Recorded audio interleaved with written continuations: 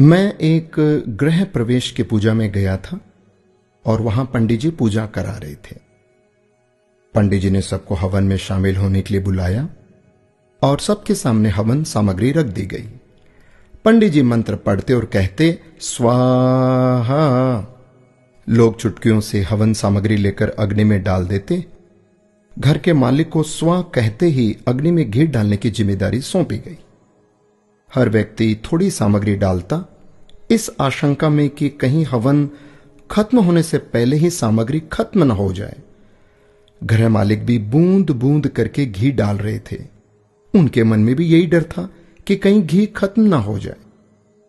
मंत्रोच्चार चलता रहा, स्वाहा होता रहा और पूजा पूरी हो गई।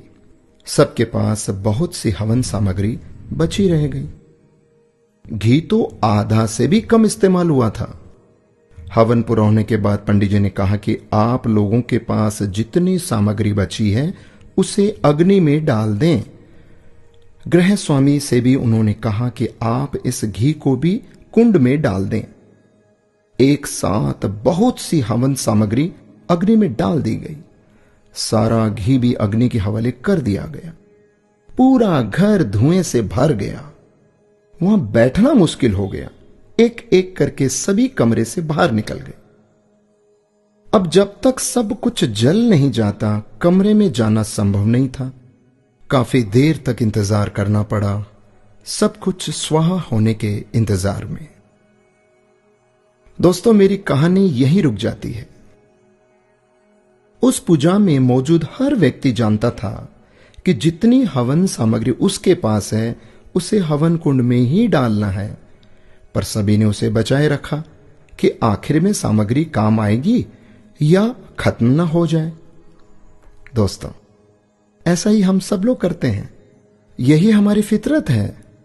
हम अंत के लिए बहुत कुछ बचाए रखते हैं, जो अंत में जमीन, जायदाद, प्रॉपर्टी, बैंक बैलेंस, रुपया, पैसा, फलाना ढिकाना, ये जो इस रूप के भीतर में सब यहीं पड़ा रह जाता है।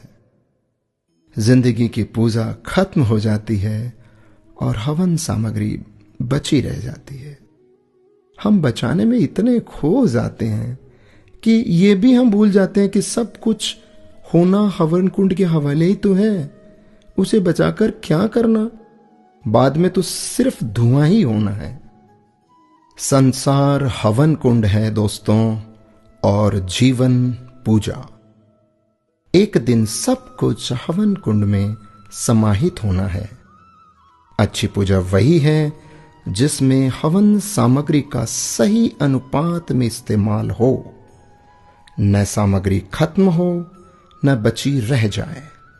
यही मैनेजमेंट करना है। कबीर जी का एक दोहा शायद सबको पता है, दुर्लभ मानस जन्म है, होए न बारंबार, पक्का फल जो गिर पड़ा, लगे ना दूजी बार। दोस्तों, ये मनुष्य जन्म बार बार नहीं मिलेगा, तो क्यों ना हम समय का, पैसों का, अपनी सोच का और अच्छे कार्य करके इसका सही सदुपयोग और इस्तेमाल करें। राधे राधे।